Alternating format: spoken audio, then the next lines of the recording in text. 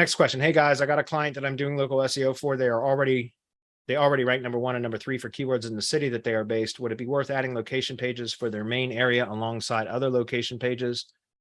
Or would you leave the home page in its place and not bother with another location page? I mean, if they're already ranking in the city, I don't see why you would add the location pages unless I'm not understanding the question. Perhaps you want, so in the city that they are based for their main area alongside other location pages. Yeah, if they're already ranking in their desired areas, then I wouldn't mess with the structure of the site, because that could end up, if you end up adding location pages where right now the homepage URL, for example, is, or the location landing page associated with the Google business profile. If it's a single location business, it's typically going to be the homepage URL. If that is ranking in your desired area already, and you start to add location pages, they could compete with the homepage. That's more of an organic phenomenon than it is something that happens in maps. So I don't really know that I've seen cannibalization in maps. Not saying that it can occur, I just haven't seen it.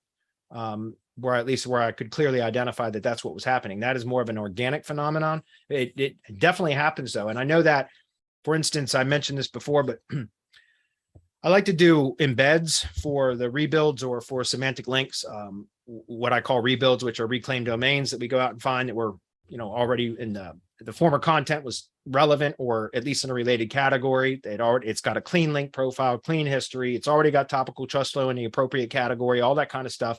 And if in a rebuild when I first started doing this, I like to do embeds. I do a lot of embeds at the Google business website into the rebuilds, and also the Google map. Obviously, we do mostly map embeds instead of links to the map URL. We do mostly embeds, but we also do embed the Google business website quite often. And I did some testing with embedding the money page. Instead of a link to a money page, a money site page, we would do an embed, and found out that sometimes the rebuilt domains, or the rebuilds as I call them, because they were clean and had relevant link profiles and all of that, sometimes those would cannibalize the money site page if we did an embed. Meaning, let's say that the money site page was ranked number 5 on first page of Google, and then we did an embed on a rebuild to help push that higher in the search results. And what I ended up experiencing was, in some cases, the rebuilt domain would end up replacing in the search results the money site URL. So the rebuilt domain ranks, and the money page that was ranked is embedded in that rebuilt domain.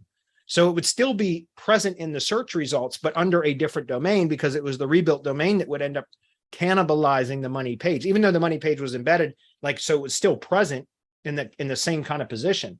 I saw that occur more than once. So that's when I said, okay, that's it. We're going to stop embedding money site pages, because that we don't want to cannibalize the money page. We want the money page to rank, right? The money site page to rank instead of the rebuild. The rebuild was just to help push the money site, and it wasn't supposed to replace it. So that's why I recommend kind of the same thing with, I don't know that would occur in maps. It's more, like I said, it's more of an organic type thing.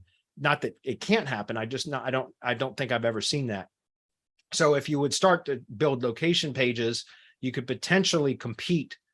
The location pages could be competing with the homepage URL, whatever the location landing page is that's already ranking in maps, if that makes sense. So I would be cautious about that. If it's not broke, don't fix it. You know what I mean?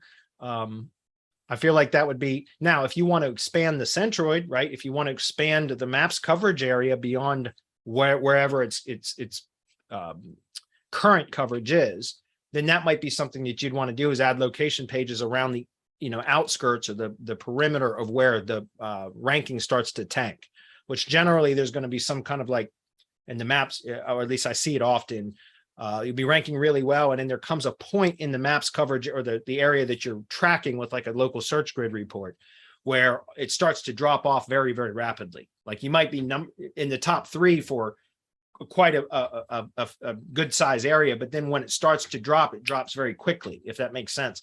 Those are kind of like those areas where it starts to go from green to yellow before it goes to red. That kind of area where it's yellow is where, if you start to publish location pages properly, then you can start to increase the coverage that you get from in Google Maps. And those are, geo pages or geo posts, things like that. That's very much what I'm going to be teaching about at POFU Live this year, in 3 weeks. I'm going to be talking very much about building local organic sites in a very particular structure that if you have a map asset, it has a significant influence on maps, but it also ranks well just organically. So it's not dependent on Google Maps or having Google business profiles attached to them. That's precisely what I'm going to be teaching about at POFU Live in 3 weeks. So I would encourage you to come attend because this might be helpful for you as well. All right.